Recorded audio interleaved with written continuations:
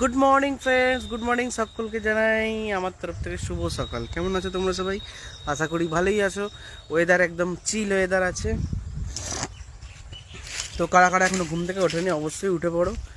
আমার মতো ডেলি হাঁটাচলা করবে এই বাগানের। আমার বাগানের মধ্যে আসলে তো অসাধারণ লাগে, কারণ এই পরিবেশটা এত সুন্দর লাগে মানে কল্পনা করা যাবে না।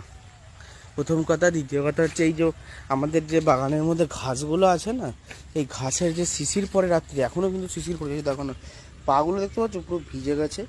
এইটা কিন্তু খুব ভালো লাগে, বেশ ঠান্ডা ঠান্ডা শিশিরে ভেজা ঘাসের মধ্যে হাঁটা এত সুন্দর লাগে কি যে বলবো, তোমাদেরকে বলে বোঝাতে পারবো না। যারা যারা জানো তারাই একমাত্র বলতে পারবে।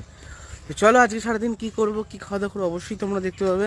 তো সবার শেষে বলি, কালকে যেখানে গেছিলাম খুব সুন্দর খাওয়া দাওয়া খেয়েছি, ঠিক আছে।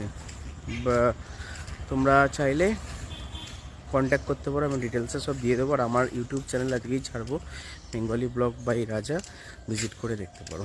চলো পরে কথা হবে তোমাদের সাথে। দেখো আমার মা সকাল সকাল উঠে